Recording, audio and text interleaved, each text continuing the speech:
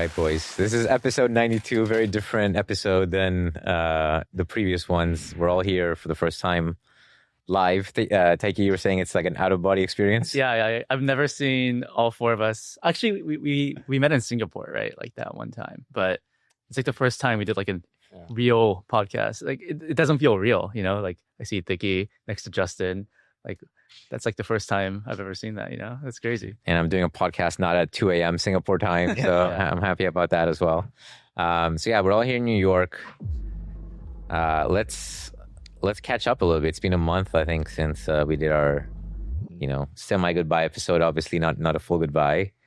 Thiccy has become a blogger in the meantime. He's been like punching them out every few days or so. That's right. I started a blog maybe a couple weeks ago, and I've just been publishing some stuff I've been thinking about. Is this going to continue? Are you kind of getting deeper and deeper into writing? I'm trying to. Yeah, I just feel like it's nice to like crystallize some thoughts I've had for a while. Okay. Is there some alpha? Like they say, if you write something out, you become smarter. Are you starting to feel smarter?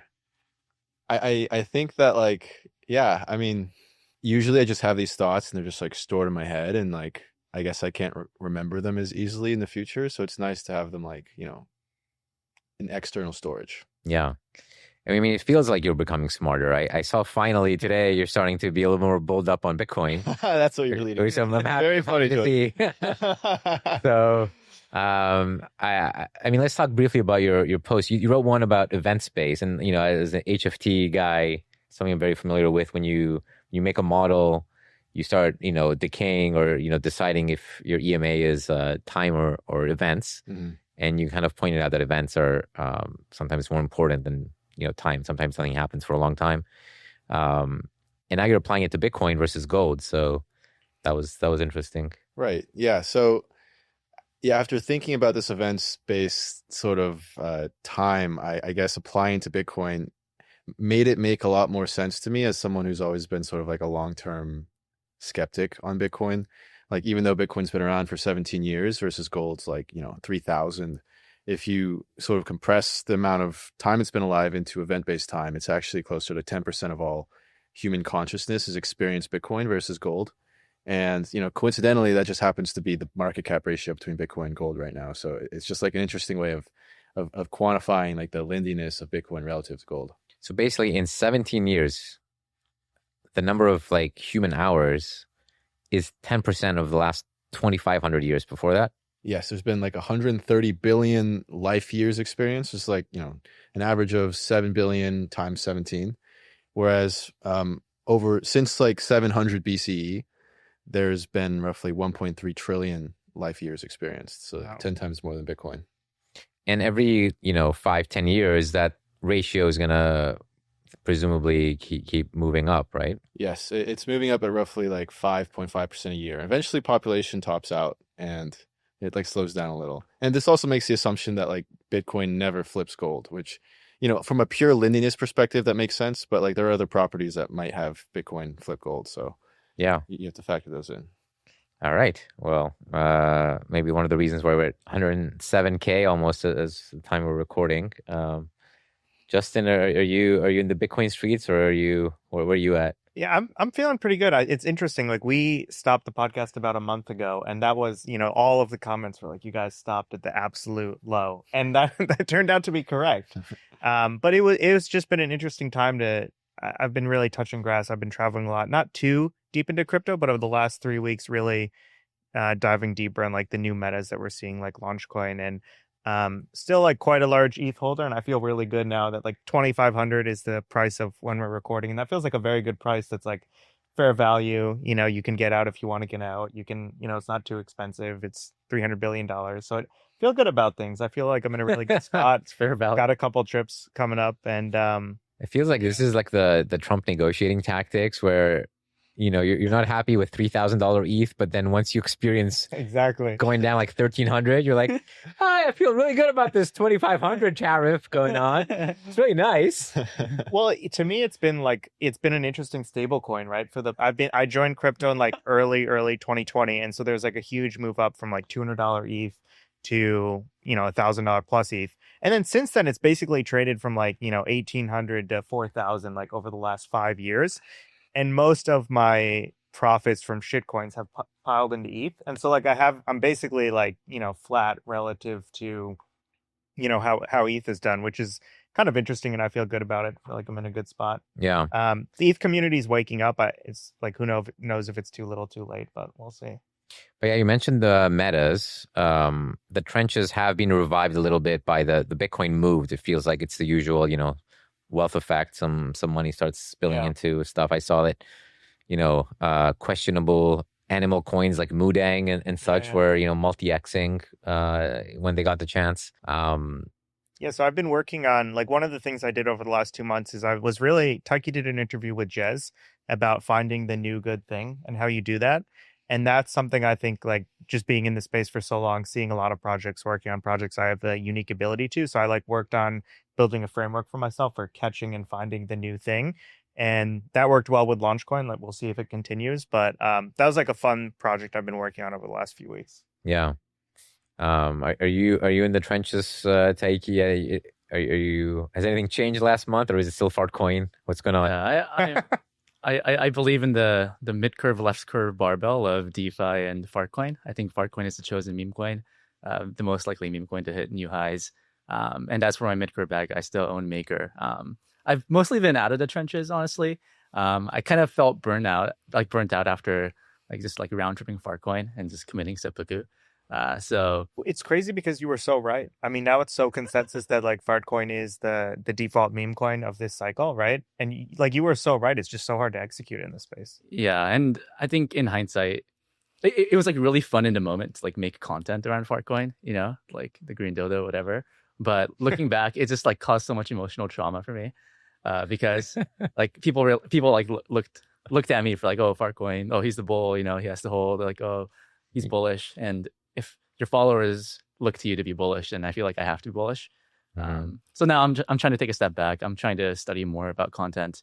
I hired a career coach to help me think about content differently. So I haven't been making videos recently, but I've been on the content grind, just strategizing, compartmentalizing. I mean, the thing that I'm seeing in the trenches is the battle against Pump.Fun. Right now, it seems like, some people are having to go at it. There's obviously been the Bonk, Radium, and some of these other ones, or a bunch of them have been coming out. And that's always one of the biggest prizes in crypto, because even though each individual coin, we all kind of know that for the most part, these are all worthless, vaporware. There's the one layer of abstraction you can go to, which is this exchange or launchpad layer, where you don't actually like Hyperliquid. People are oh, this is a real token because you can trade all the vaporware on it. And because it's one layer abstracted, where, yeah, we're just trading the vaporware. Obviously, from first principles, the underlying trading platform or launchpad should also be worthless if those are worthless. But because it's abstracted by a little bit, you have to go one layer deeper. Those things generally thrive. And so I'm seeing a lot of these, they basically have to sell the story as a launchpad that you have a chance to get to $1 billion coin with us. And it can be a worthwhile investment to try to support a lot of these launches, potentially from a game theory standpoint. Just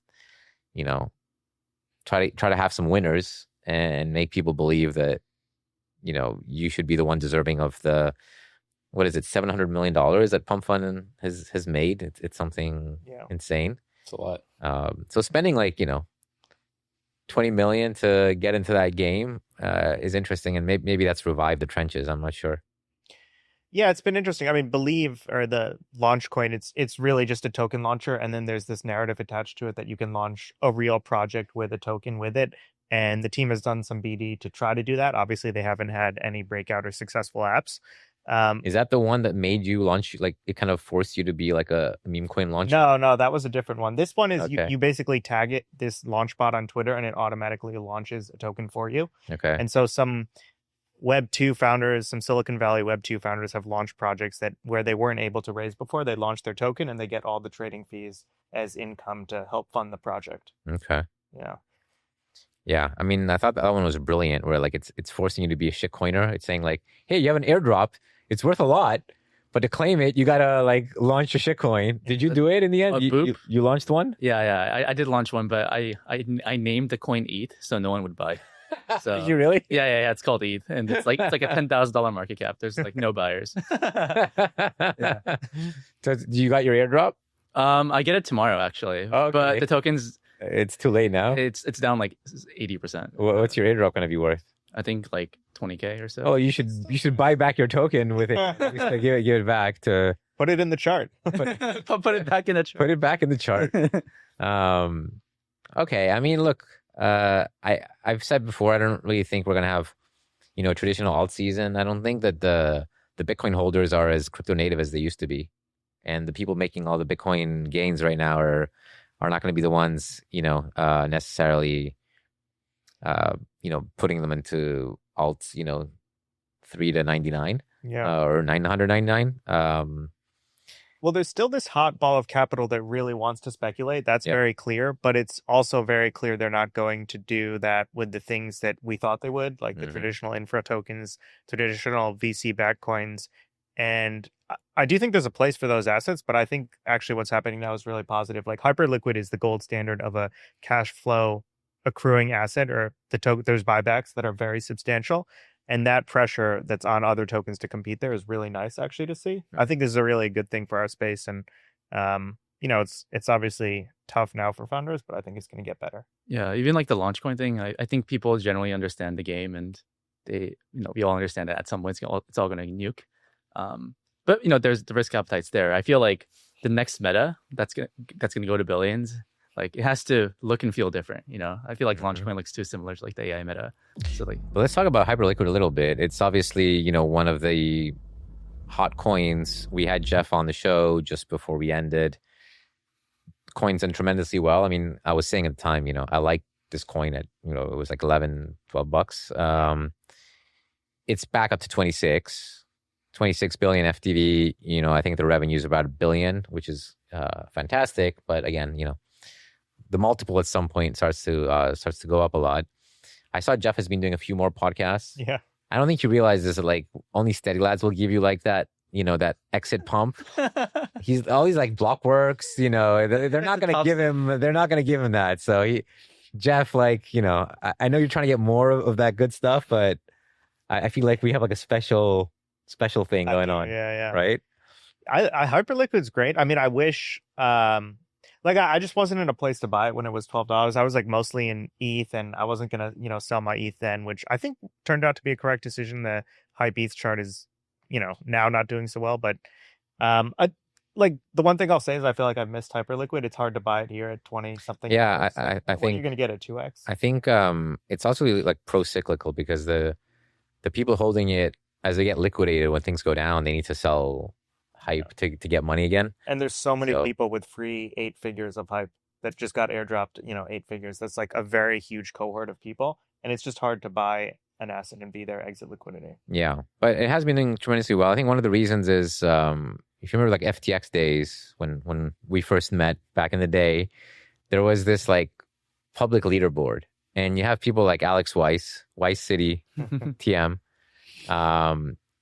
basically like, young single guys that are just like living in front of the computer, and the numbers just become a video game to them.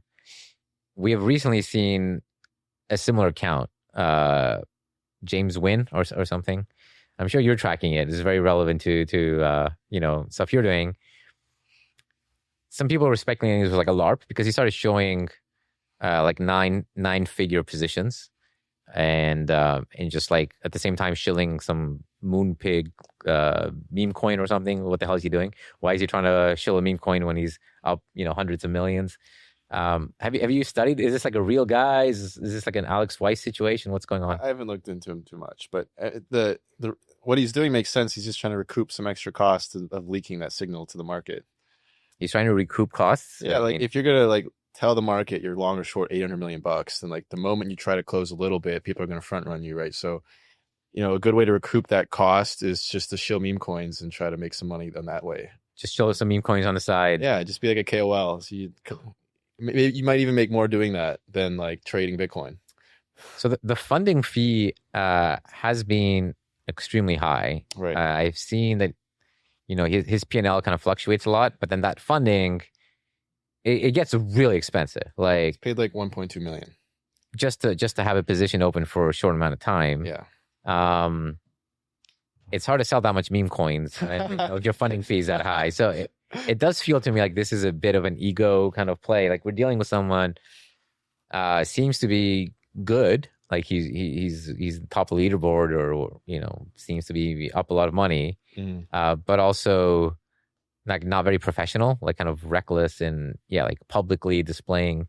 Do you think it's part of his strategy where instead of putting it on, let's say Binance, he puts it on a public forum and tries to, I don't know, like make people join him, or what do you think's going on? Yeah, I think you see this a lot where people like trade off, like, I guess, signal for like social capital, and then eventually they trade off social capital back for capital or something. Sometimes they don't, and those guys are like the immortal KOLs, like the Kobe's and the GCRs and the lights. But like most of them end up trading it back for normal capital, and they just become disgraced. So that's just like the typical KOL lifestyle. It just feels going to be so hard for him to, like, if he loses this like 9-figure situation going on, trying to make it back with Moonpig is going to be tough. Yeah, but maybe he makes money. If he wins. So his latest position, that's been like the biggest ever, I guess, put publicly, is he longed Bitcoin around, I think, 102, and then started adding, or ended up with an average around 103 or so. It's 105. The average is 105. Yes. Oh, so he's been adding higher. Yes. Right now he's in the money, and I think he's up some 8-figure amount. It's like 11. Okay. At some point, this was down. It's up again. Liquidation levels people were tracking, it was like around, close to 100K. And he's just like, oh, chilling. He's like, I can add another 50 million if I need to lower the liquidation price. You're seeing a lot of people split. Like some people are like, this guy's obviously getting liquidated, so just prepare for that. Like this does not end well. And then I guess like some people are just kind of vicariously living through this mega ape. Is this on Hyperliquid? This is on Hyperliquid. It's a weird dynamic to have this publicly. I personally, I don't understand it. Like as a trader, like you said, like I don't want people looking at me closing my position and then front running me, or like just targeting my liquidation level. Like, oh my god, like for a huge position. He could also be long hype too, right? He definitely is. Yeah. So, because he gets like the lower trading fees. So I feel like there are other ways for him to monetize, like like you said, like the social capital. I don't know. Like, didn't we talk about how whales would never trade on Hyperliquid because like why would anyone want to reveal their position? But yeah, I guess we have some apes out there that's doing it. So maybe it's not really a concern for certain folks. For certain folks, yeah. Again, that's why it feels less professional. But clearly we're dealing with someone who has been talented enough to. I mean, obviously they've acquired that much capital, unless it's some conspiracy where they're LARPing for somebody else. But it definitely seems that way. But yeah, definitely entertaining. It's entertaining. So we'll see how it goes. It's created. I think Hyperliquid is leaning into this. It's created like the public theater. It's a poly market. Everyone wants to see these huge positions, these huge swings. It's fun. It's marketing, and like people want to feel that as well. Yeah, it definitely is. It reminds you a little bit of like the Rail Heaven days when Isolder was battling all these poker guys. So it's a little bit like that. We'll see. I think he's the Isolder. Like he's the kind of guy who's like run it up and like a little bit reckless, but clearly like a bit of a savant as well. Right. Does Thiccy look a little suspicious to you? He knows a lot about this case too. Like, well, what if it's you? Oh no, it's very anti-me. It's you posted those articles though, those Bitcoin bull articles. That's you true. never know. That's true. Never know. If it were $800 million short, you long and then post the article. Try to move. I don't think that moved it at all. It was great. It's a good article.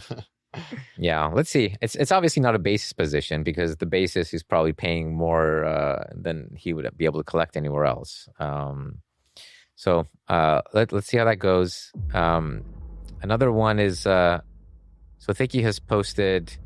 I guess you use ChatGPT to issue an approximate size of different markets, and we'll put it up on for the viewers here to see.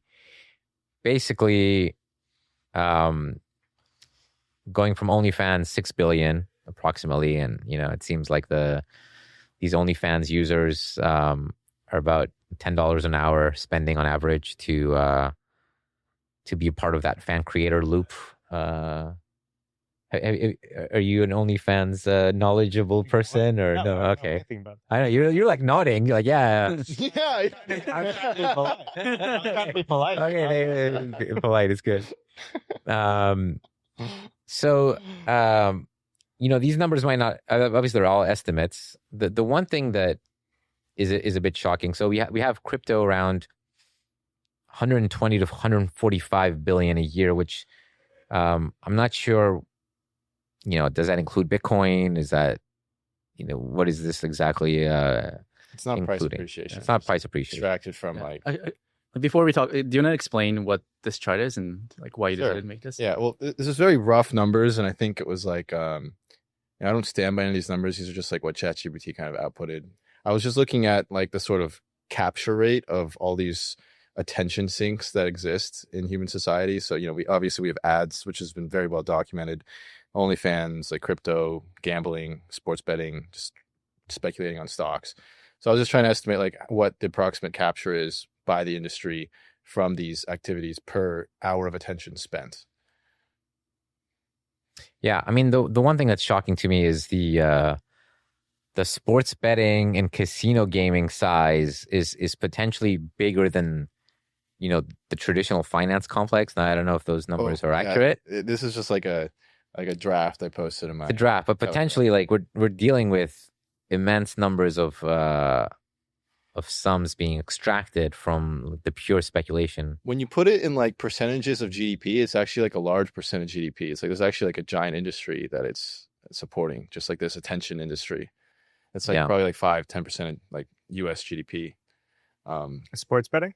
There's like all attention. Ads, gambling, OnlyFans, trading.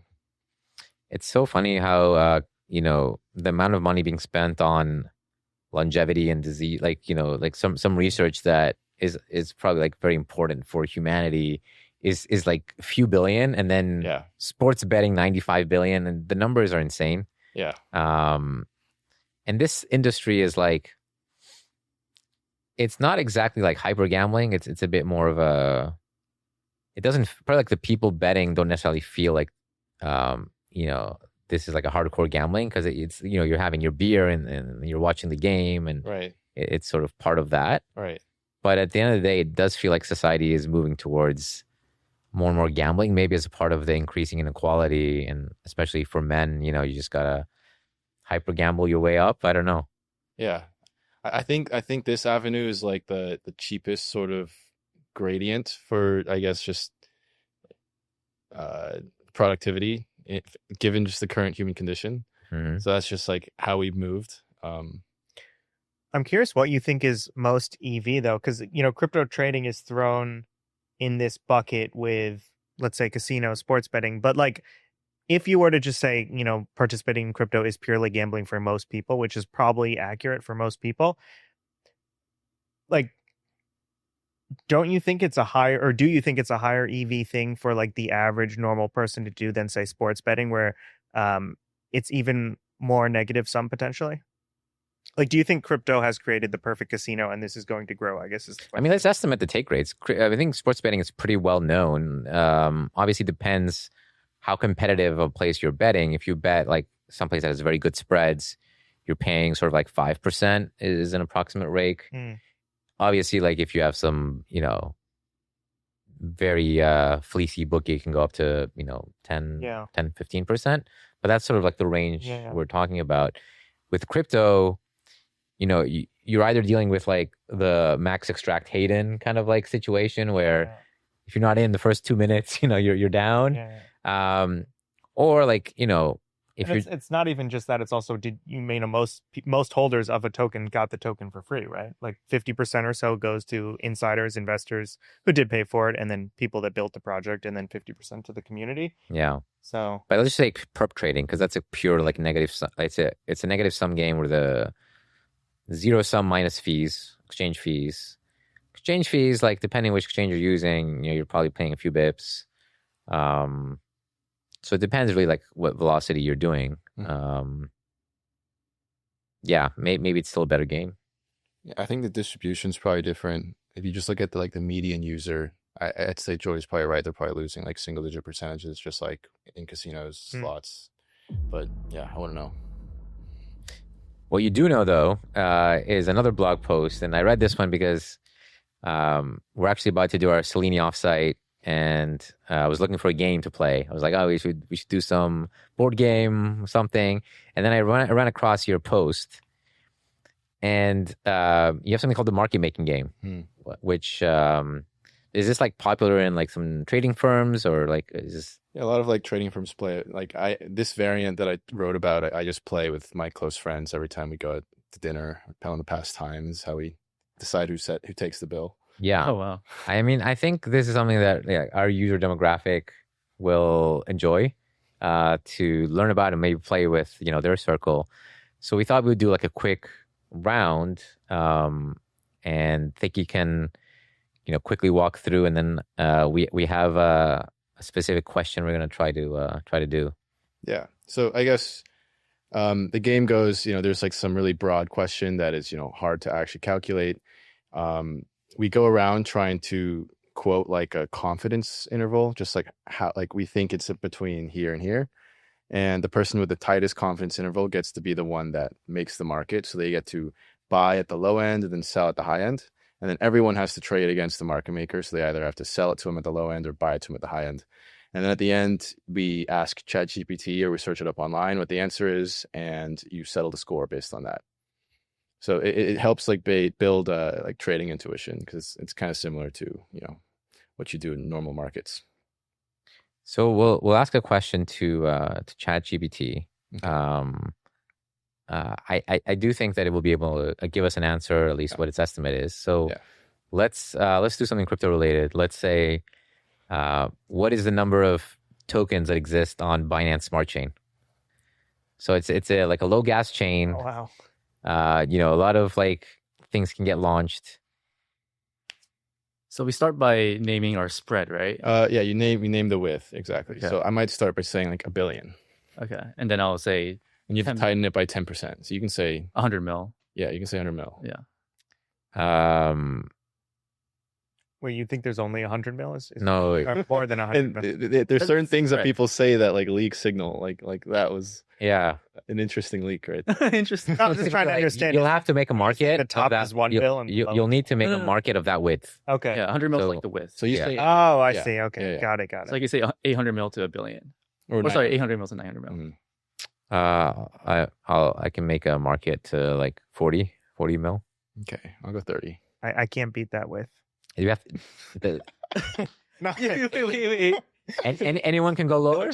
Yeah, anyone can go lower. He can't beat that width. Oh boy. Okay. How can you? You're not on OnlyFans? I don't know. I think we.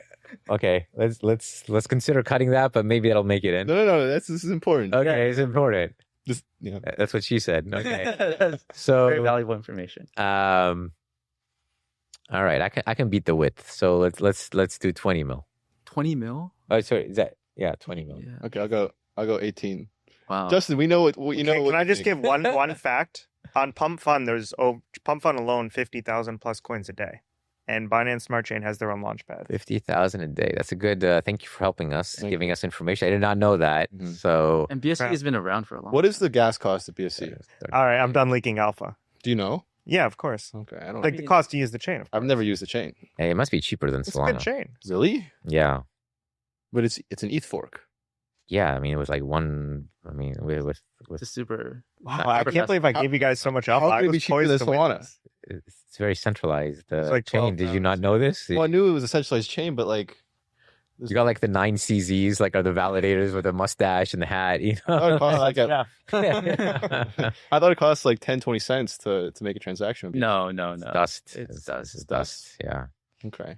So we gave him a lot of information. You're like affecting our odds now. This guy's. But maybe professional. I'm lying to you guys. You All don't right. know. I could be So you manipulating. said 20 or you said 20? I tightened to 18. 18 million? coins. Yeah. So We're gonna print. Okay. Okay, I'll pass. So, like, is it supposed to be going in order, or like, how is it supposed to be going in No, you can just- bidding? anyone can bid. anyone Okay. can type. All right. I want to go like 10. Damn, Salini. Wait, Justin, you got to divide 10 million by 50,000. And it gives you a number of days. So even if it is doing 50,000 coins a day, like it can't have existed for that long. But It's been around, like, I guess, BTC's like been 5 around. years. yeah, 2020 it started, I believe. Yeah, but 1,500 days, 50,000 coins a day. Like that's. I feel like before Pump.Fun, people were not Yeah. as crazy. That's just one app. All right, are you bidding? I'll go 9. That's insane. I'll go 8. That's insane. Taiki's done. I'll go No, 7. I'm done. 8. Wait. 7. Oh, you 6. What? I'll go 5. Oh man. What? Ooh, this guy's good. So I need to go. All right, my last bid, 4.5. I'll go 4.1. Oh, I'll go 4. I'll go 4. You go 4. All right, it's yours. You make. You make. Okay. So now that I have quoted the tightest spread, I will now say a low range and a high range that they have to trade against. Yeah. What is it? He doesn't even know his range. I don't. He's bidding blind. No, I don't. I just feel like I have so much edge on it. Wow. I'll go 11 million at 15 million. So you can either say it's less than 11 million coins, or you can say it's more than 15 million coins. So now do we go in order, or like? Now you guys make your decision, and then we go 3, 2, 1. You guys all say. Okay, You guys just say 1, buy or sell. Okay, so Can I like, think for a second? Yeah. so we'll do like, if you show 1, it means you're selling. If you show 2, it means you're going up. You're Or buying. You can do thumbs up, buy. Okay, thumbs down, okay, sell. Oh, okay. All right, we'll All do right, this. I'm ready. Fuck. I have not been in the BSC trenches. So we just say low or high. Yeah, It'll just be thumbs up. buy or sell. Okay, Buy is more than 15 million, sells less than 11 million. got it. Okay. And we're asking ChatGPT. Yes. Okay. Yeah, the Oracle is ChatGPT. So if he's wrong, that's It is what it is. what it is. All right, 1, 2, 2, 3. Sell. Oh man, I thought this guy was a buyer. 2 sells. So the math it's is way less easy. than 10. It's way less. I know, but I had to skew it up because Yeah, I thought I way had less. guaranteed buyers here. Oh, you thought? No, the math is up. Oh, you knew. Yeah, he thinks I'm a fish. Obviously, but this guy was like, I don't even know 50 million. But can't you guarantee profit if you like? Let's say like you knew it was 8. Yeah. Wouldn't you guarantee profit by just like having it like 6 to 9? There is a risk of like infinite downside if I set it too low, so I have to like skew it up to like Okay. cover that. So one of the lessons is like shorting is dangerous. Shorting is dangerous. That's why I had That's to one of the skew a lessons little, here. Skew a little long here. So I'm long. I've captured one spread, Yeah. and I'm long 1 unit from 11 million. Okay. So- Right. Because we cancel out. Right. So the fact that we cancel out, you already make money. I've locked in a spread, You- and I'm you- just short 1 unit, Okay. long 1 unit. So now we can look it up. What does it say? So let's see. Total number of coins launched on Binance Smart Chain. It is searching the web. As of May, the exact number, it's not disclosed. However, it is estimated that there are millions, I think we can go to BSC. How scan many- and see directly. millions is your best estimate. It's gonna be- That's a fair question, right? Yeah, it's gonna be low millions. I It just says millions. We're in the millions, so That's why making 4 million wide is a great it move. I see. estimates. Yeah, I just thought Justin was like an insta bidder. I shouldn't have said anything to him. He's gonna Fuck. smash my offer. Fuck. So it says The fish here. it estimates 5 to 10 million. Okay, so 7.5. So I'm going to ask it to give me like an exact number. I think we just take the estimate. There's 7.5. 4.7 million token contracts on BSC scan. I think that's an official answer. How many? 4.77. 4.7. Well, but the question is, and ChatGPT has given us an answer finally. It estimates 7.2. 7.2. So This one's official. right? yeah, but like we're going with 7.2. That's A great. faulty oracle. 7.2. Oh, yeah. So I guess you guys just kind of scratch. You're slightly up. Taiki loses 2 spreads, and I'm up. We're up. I'm up. No, you're up slightly because you sold 8, right? You said 10. Oh, I Still sold the 10. 11. Was it Is there a 11 half to spread? 15? 11 to 15. Okay, Yeah. Okay. So how does the scoring work? Just to explain. So we're gonna make 3 You make 3.3 million, million. right? But like it's normalized by spreads, and the spread was 4. Okay, so how many spreads? So Make like point what, like 9. point 0.7, 0.8 spreads. Yes. And then him? Taiki bought. He at bought 15. Oh, so you got He crushed. lost 2 spreads, a little bit more than 2 spreads. Okay. Maybe no, a little less than 2 spreads. Okay. And- So we tie, and then you kind of get the I'm like slightly down. I think I'm down like. So you make one spread, Yeah. and then you pay out I pay you guys each 0.7, 0.7. So I'm down like a third of spread. Okay. Oh, yeah. I think you might be up think you're 0.3. up. Yeah, up I might- 0.3 because we cancel out, right? Yeah. So Oh, you're right. so Yeah. you're up a little bit, we're up a good amount, and then 0.3, Thiccy, well, I'm exit liquidity. exit liquidity as usual. All right, so that's something that like everybody can try, I think, with their own crew, and then you just sort of do like 10 rounds of it and see who wins. Yeah, everyone just remembers their own spread. I play 5 rounds, and then at the end, who's down the most spreads ends up Pays for the meal. paying for the meal. Cool. And good job to CZ for pumping the token numbers. It looks What pretty do you healthy. actually think it was, Justin? I would have. You started off guessing very high. Yeah, I did, and then I started doing the math in my head when we paused of like, That if is- you assume the max is 50,000 a day for 5 I years. should not have said that's- that. That was my I count. just assumed this guy's a guaranteed buyer. So I was like, okay, I'm going to sell to this guy. I'm going to sell to that guy. Jordan, I want to ask, maybe this is a good transition. There's been a lot of talk on Twitter about market makers, specifically like one individual coming at Selene. A lot of it has to do with like how you set the price or work with the project to set the price for when you launch and what is the fair price. Because like you said, if you don't price it fairly, you can get blown out. It's like, what do you use to work with the projects and other market makers to set a fair launch price? I mean, usually you're not even setting a price. You know, there's some auction mechanisms now that certain exchanges like OKX have, where you try to create some clearing price that makes sense. Usually these things happen after there's already some on-chain liquidity. Like So Flow. like what we saw in some tweet was this like Web3 port market making firm was complaining that Selene and Wintermute were setting the Kaido price at $2 for the auction when we saw that there's people willing to bid at $7. So like, why don't you just let us sell at $7? Whenever there's like competition and there's price discovery happening from multiple people trying to bid, that's usually how you get a fair price. So pretty wild that they were complaining about this and trying to like, find a way to sell to people at $7 when on-chain, it was already trading on-chain at, a couple bucks. Yeah. So yeah, that was wild. I think, look, like I have mixed feelings about some of these anons. Obviously, on the one hand, the stuff that we've been talking about, like this like crime season meta that's been happening ever since the election. I'm glad that, some of it has been coming to light. Obviously, like Mantra blew up. There's various dramas going on. And insofar as these guys, are feeling safe being anonymous and like, talking about some of the stuff they hear, these like rumors, that's good. The flip side is like, they start hearing rumors that are not even true, start spreading them. There was like some this account like thinking that we're involved with there was like some token that went up and then went down. Have nothing at all many such cases. Went up a lot and went down a lot, let's just say. I mean, I think it's okay. I've like reached out to Set Account and they've kind of like admitted that some things they were saying were not sourced fully.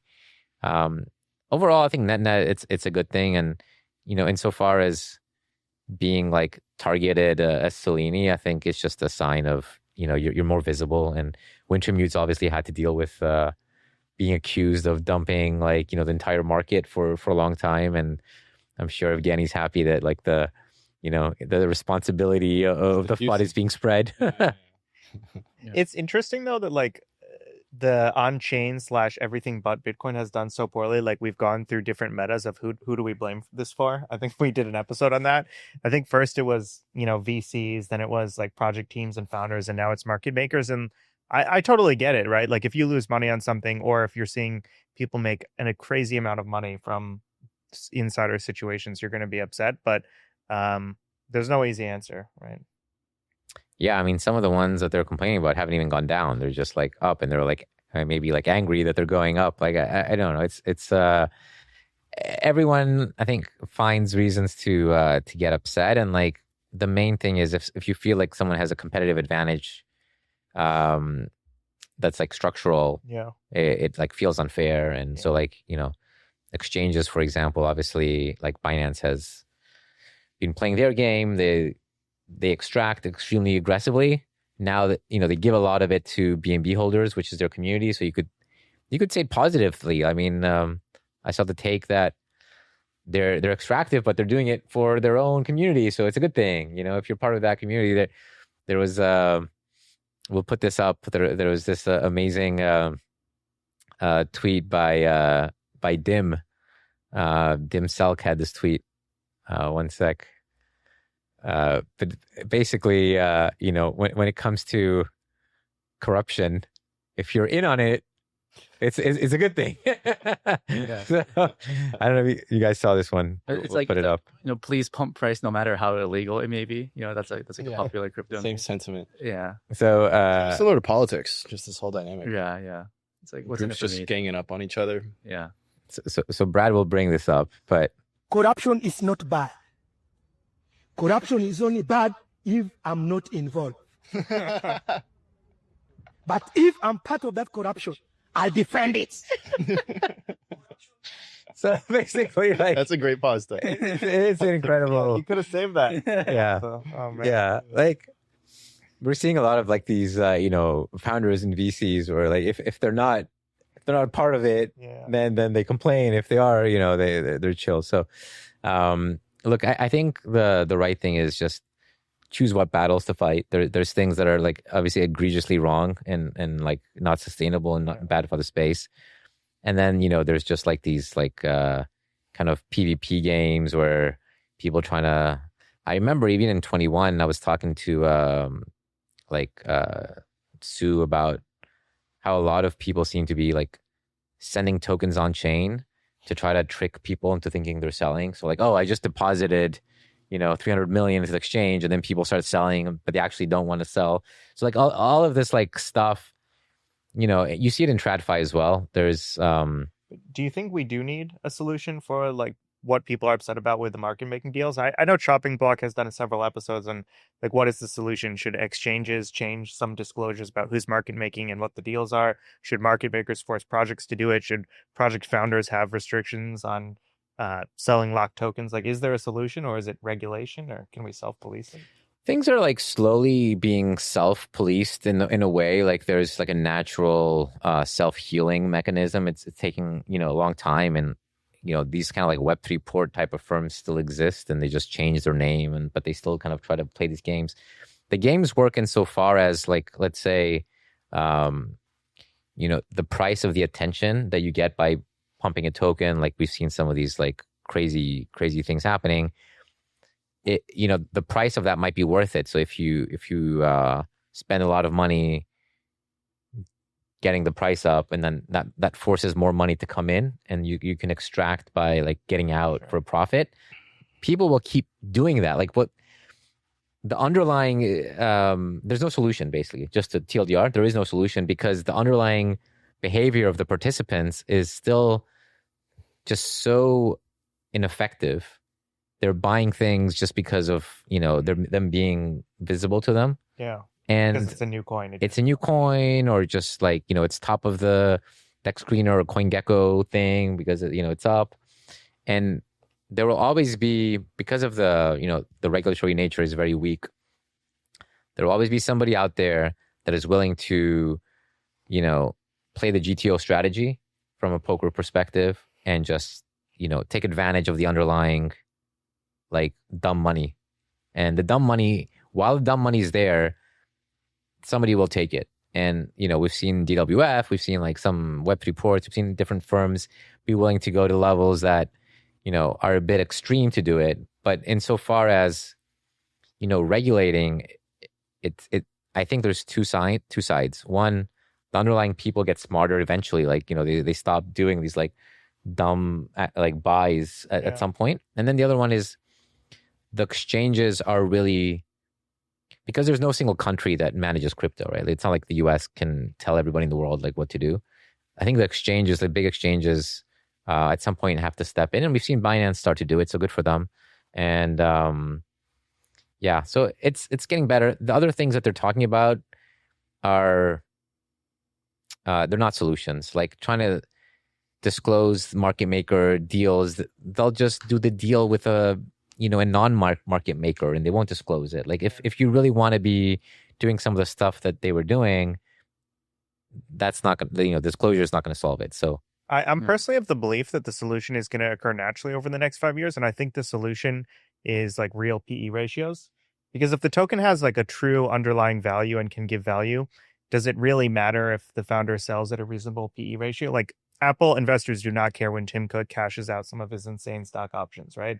And so like I think if we launch tokens with real value as opposed to mimetic tokens attached to projects, then a lot of this is fixed, right? And then you're able to price things. but they're not. They're not We've been saying that fundamental, for like years, though. and like, that's like- not true at all, right? Like even Tesla, because Tesla's a bit of a meme stock, Yeah, that is true. people were really concerned when Elon was selling it to buy like Twitter or like different stuff, right? But it would help, right? I mean, at least you know, on the market making side, it's more clear what fair value is, right? I've been reading a lot about this, and this like fractal like exists like broadly in society. There's something called like a multipolar trap, or like the jaws of Moloch. Have you heard of it? Mm-hmm. Where like Scott Alexander is like some blogger. He writes about how like if you're in a situation where like every individual agent is just incentivized to defect, then you'll just reach a stable equilibrium where everyone defects. And that's just like some like not some global optimum. And that's what crypto definitely is. And it's like a kind of a sandbox that like displays that behavior. Yeah. That's cool. So it reminds me of that.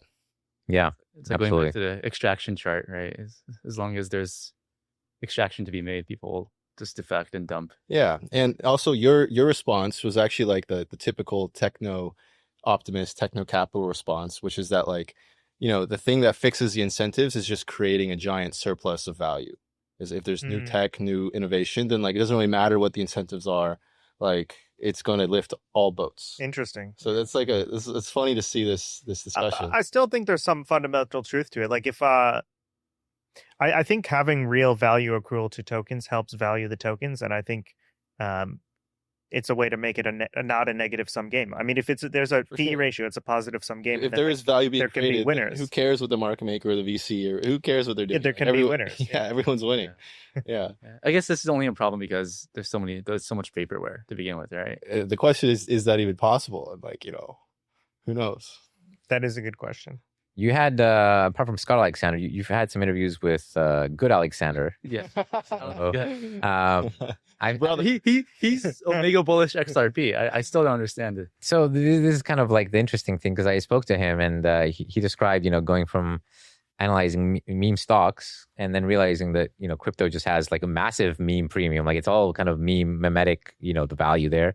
And, unfortunately, like that's the reality. And, he's talked about doing these like A/B tests with different ads and like seeing what works and doesn't work. And, that's kind of my point. Like when you look at something like marketing, no one's going to say like it's bad. Like, oh, projects shouldn't do marketing. Like it's generally like, this is how the world works. Everyone has to create noise and do advertising. Yeah. But, in something like crypto, the quality of the marketing and the click-through rate. So you talk about XRP. I mean, XRP just has done this like incredible job of convincing every dentist and doctor in the US. And, they're trying to buy Circle now. It's buy Circle. Yeah, I mean, Great idea. Long game. They haven't sold that many tokens.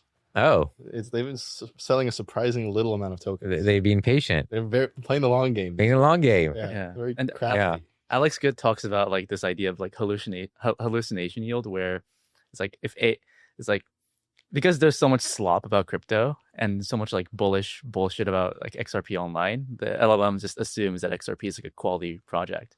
And if there's headlines around how Ripple's about to buy Circle, then it's like, oh, like like XRP is like It makes it legitimate. Makes it Yeah, it legitimate. makes it legitimate. Makes it legitimate. I mean, I remember my taxi driver was saying that he had asked ChatGPT about HBAR and was getting all this like, amazingly like convincing the facts. And the reality is like more and more normies will be making decisions based on, LLMs. And so the projects that do marketing that actually ends up, helping them that way allows them to sell as much of their vaporware token. I'm not going to talk about any specific token, but What are you seeing with new launches? Are valuations coming down? Are people less excited to launch coins, or is it full steam ahead now? There's no massive launches left in terms of the cycle, right? Like there's Monad, I would say is the biggest one left. I'm still optimistic on it. I know they've taken a while to, to ship since they started, but it's fundamentally a bit more sound maybe. There's Mega ETH. I think we've done around for our listeners. There's not much like huge stuff left. And so, the market always wants launches. There's some people who just want to trade launches. Yeah. So I think Pump.Fun, actually, we missed that one. That's going to be an interesting one, potentially, if that comes out. That's another big one. Look, right now, I think market conditions are not bad. Generally, the sentiment is not terrible. So, valuations seem to be coming in around 9 figures usually. And yeah, it's like an average. It's an average period. Yeah. Speaking of valuations, I mean, we're like an hour in. We haven't talked about Ethereum. It's put in like a god candle. It had that one like, wow, it's alive again. Well, that was Thiccy getting liquidated. So. For the record, I was bullish Ethereum. No, you gave me the best alpha. So I was like really disillusioned with crypto when ETH was at like 1,300, 1,400, and we were talking. Hit 13. 14, something around 14. 1350. And then in the back of my mind, I hear Thiccy's voice saying I went on your spaces and you said you would consider buying it at 1,000, and I was like 200. And well, he changed it. But I was like, if even he's saying that, like, you know what, I'm gonna hold it. I held my Ethereum through it. I'm glad. And now I'm in a much better spot to sell and feeling. I said, do you sell though? I went on the podcast and I said, out of all the things, I want to own Ethereum because it's the most aligned, but I might have to buy it at 200. That was what I said. I did not say. But on Spaces, I asked you about Ethereum, and you said this was when ETH was trading at 3,000. Wait, that was. I moved my bid down, which is a common mistake, so I got a little scared. Yeah, I knew that would be. But I was never bearish Ethereum. Let the record show. Do you guys think there'll be follow through? I know, Taiki, you listened to a Suzu podcast from 4 or 5 years ago with Hasu, and they were talking about how it's all going to go to. This was before the last cycle. Oh, yeah. And they were saying it's all going to go to Bitcoin. ETH isn't going to accrue much value. People can just buy DeFi tokens. Yeah. Similar sentiment to today. Like, do you think there's follow through? I'm not convinced, but yeah, I mean, the thing you're talking about is sometimes I like to listen back to podcasts from last cycle to see how people were thinking about things back then. And on Uncommon Core with Suzu, Hasu, and Light Crypto, October 2020, they were talking about how ETH is fucked forever. ETH BTC will continue going down. You're right. And it was about the same ratios today. Yeah, it was basically like where we are now. And this was like right before ETH started like going parabolic. Mm-hmm. But me personally, I just don't believe in ETH anymore. I just can't see this thing outperforming. And I think going back to Thiccy's piece around, I guess, like event-based stuff, I think maybe the market puts more credence to things that happened recently. And I feel like that kind of could mean that someone can flip Ethereum, right? Because every single meta that's happened in the last year happens on Solana. So I feel like the current market participants just thinks Solana is like. I mean, let's look at the next metas. So I think the next metas are mainly two. One is like AI related, something with crypto and AI, and like, is that going to be its own chain? Is that going to be like on one of these chains? Ethereum's neutrality potentially is going to be useful. Who knows? World Chain is on Ethereum somehow. Subtle world. Let's see. No. I've talked about. By the way, I went and visited in West Hollywood. Yeah, it was a great experience. I'd recommend people go to the in-store location. Go to the in-store location. World Chain. It's still. Hey, you guys, it's like the only used chain. Look at my heavy bag. Is a heavy bag, but it's good to see it's at least like a lot off the lows. The other one that we're seeing people talk about is equities coming on chain. Yeah. And I think Robinhood's talking about it. I think Solana is trying to be involved. It's a very, New York-based capitalistic chain. I would say like they play the capitalism game very well. Of course, they want to be involved in this. And then you have your Ondo, Plume, all these other chains also want to do it. Everyone wants to do this. Ethereum theoretically has some of the elements in terms of neutrality that BlackRock would like. And that's the bull case, really. Yeah. Now, my expectation is that a lot of these chains will have some version of a tokenized equity.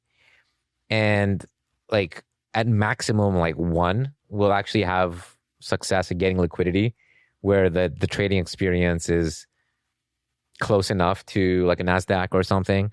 I don't know who it's going to be, or what kind of deals they're going to need to make to get that kind of liquidity. I saw even like Bybit itself is trying to start launching markets, which is interesting. And on Hyperliquid, people are like considering buying that first perps auction and putting perpetuals for S&P, other ETF stocks, etc. I do think so. Robinhood just acquired an L2 company. I do think, like, I'm not saying I'm bullish on the L2 thesis, because how can you really argue that at this point? But I do think there's like a case to be made that Robinhood, it would make sense for them to run an L2. Like if BlackRock's going to issue these real world assets, equities, etc., it makes sense for them to control and have their own L2 as opposed to their own chain. And so I think there's potentially something there that could spawn a narrative. There's a narrative. It's just like who's going to be able to follow through and kind of get a lot of dentists buying it, based on it. So dentist shitting on the dentist. Yeah, that's right. And doctors. They got to put that filling cash somewhere. So yeah, we'll see. But that's one of the bull cases for Ethereum. Potentially, it'll be a place to do it, but I'm not sure. Maybe a bit too socialist of a chain. And the bear case is obvious, though, right? Like $300 billion, like a lot of this is already priced in to some extent. And like how much of the valuation is just attributed to memetics and hope and belief and dreams. That's right. And believe in something. Believe in something. Let's believe in Ethereum co-founders. We'll go to our first pasta. Let's do our pasta of the week or pasta of the month. It's pasta of the month now. All right, pasta of the month. Moving slower now. So Taiki, you stole my pasta, so I had to give it to you. Tell us about your pasta. Yeah, so I think this morning there was something Arkham alert where ETH co-founder Jeffrey Wilk. I've never heard of this man in my life. Did not know there was yet another ETH co-founder. Yeah, sent like $250 million of ETH to Kraken. And he actually retweeted his. He retweeted it. Retweeted that. He was like, "Hell yeah, I think it's Ethereum." And then there's like this response from Keep Fishing. It's like Michael Jordan saying like, "Fuck them kids," like, "Fuck them kids." Yeah, fuck the ETH holders. There's always ETH to be sold. I mean, he was patient. He waited 10 years. So yeah. Allegedly, he didn't sell. He like distributed to like other wallets. The father of the L2 roadmap. The father of the L2 roadmap. He's finally cashing out. But like every time ETH pumps, there's always someone selling. There is always someone selling.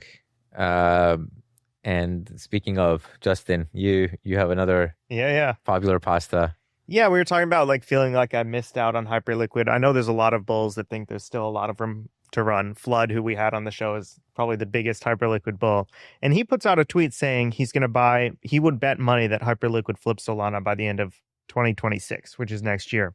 And this is a pretty crazy bet, right? Like it's hard to imagine, but you never know. And he said he's taking bids and getting some DMs and some interest. And JMO, another friend of the show, offers $10 million. I'll put $10 million on the line that Solana doesn't, or Hyperliquid doesn't flip Solana. They DM Kobe for escrow. He shows up. Kobe's the escrow god. Like, okay, this is going to happen. And then JMO says, okay, what's the max bet you want? And it's, like, let's make this happen. I can do up to 10 million. And Flood says he can do a few million, but 30-1 odds, which is just the most insane payout structure. 30-1 odds. Like, I would take that bet every day. Like, you would buy it for 30-1? I think you could hedge out the exposure. Hedge out with what? I would buy odds that Hyperliquid would flip Sol 30-1. Yeah, I think so. You can. I would call up my good friend Jordy at Selene Capital. I would not buy that. Jordy, probably less than 1%. That's not a good bet. Like 30-1 is like, it just doesn't sound that bullish. Well, you can be bullish, but not get like picked off by some guys. Like, it's like, yeah, maybe he thinks it's higher than what the market thinks is likely, but like, I'm not going to just give you free money, give 1-to-1. Like, that's ridiculous. I'll just buy hype. All right, so you're taking Flood side. I don't know. I thought this was a legendary thread. I mean, I kind of like you as my counterparty. I crushed you in the trading game. Wow. All right, we'll have a Justin versus trading competition. Did you win a trading competition recently? Yeah, I did on the Hyperliquid. Oh yeah, how 30 how people, did you right? win? No, like it was like 128. Right? Yeah, just won a ton of coin Peter's flips. the cool strategy. Lots of coin. Yeah, I A lot basically of coin didn't flips. trade. I basically just didn't trade and let everyone else is self-destruct. Oh, that's smart. Yeah. That's usually the winner. Usually these trading competitions is the one who just doesn't. Yeah. And I did a few coin flips because sometimes I would fall behind and I was Okay. just gamble, counter trade, and Okay. got lucky. Lucky guy. Nicely played. Nicely Yeah. played. Well, I have a relevant pasta as well. So Gainsey has been doing these like little clips on Twitter. I've been noticing them on my timeline, and he talked. There was a question of, are you at your peak, like net worth, like where you at? What's going on? And he's like, no, man, I'm down. Yeah, I'm comfortable, but I'm nowhere near. And so here's my pasta. So Bode Leonidas, it made it into a cartoon, his quote, but it's this epic quote. He says, if you make money as a degenerate at your peak, you will still be a degenerate. You can't just eliminate the degenerate out of your DNA. So basically, like, and I see this like in life all the time, but Yeah. if the behavior that got you somewhere has been rewarded, you won't be able to switch it off, Right. even if it's not the right behavior. It was like luck. Right. And you'll continue to do that behavior until you actually get enough of a negative reinforcement on it. Mm-hmm. But you're not going to be at your peak anymore. Yeah. So it's a very wise words from Gainsey here. It's good to remember now that things are like pushing the highs again and everyone's feeling good, stay humble. Yeah. I don't know how good people are feeling. Like I said, not that many people have Bitcoin. And if you're not in Bitcoin, you're doing okay, It's tough. but like not incredible, right? You're right. It's like there's like this chart. It's like every time Bitcoin hits 100K, it's like the price of ETH, and it's like always lower. It's just like always going like this. I really liked how candid he was about it all, though. It really shows like the human side of crypto. Yeah. Yes. For some people, I don't think it's possible for the change. I think the gamblers and them just straight up. I've given up on changing some people. I just accept that's where the money comes from. Yeah. The real alpha in crypto is like, don't be short-term greedy, be like mid to long-term greedy, at least mid-term greedy, that's okay. But if you're short-term greedy, you're just winning, but like it's not sustainable. You're like degenerate at the top, you're coming back down. And it's so easy of a game to play if you're just not short-term greedy. Hopefully more people can be saved from the degeneracy. Doesn't short-term greed help you sell the top? No, short-term greedy is like you're not selling because you're like, oh, like, it's going to go up more. I'm already up 4x, 5x, but I think I want to get. I talk to so many people who are like, oh yeah, I'm up 4x, but I want to like wait for 6x. It's like, no, just take them off. Just take them off. Yeah. Like you'll find more bets. There's always more bets to make. You don't have to like make this one trade be like the one that's gonna make it for you. Yeah. So just accumulate and be patient and Like that also applies to like reputation too, because like you can scam, you can pump and dump a coin, make like 500K or something, but if you're just like an ethical actor for like 5 years, you're gonna get better deal flow. You'll make better like connections, and then that will open up opportunities. and you'll win a 128-person trading company. No. So Luck follows those who are ethical. all right, guys. It's been a pleasure. Finally, we did 4 of us in person. We'll do these periodically, hopefully next month. Yeah. So hope everybody enjoyed and we miss you guys. We'll see you again sometime.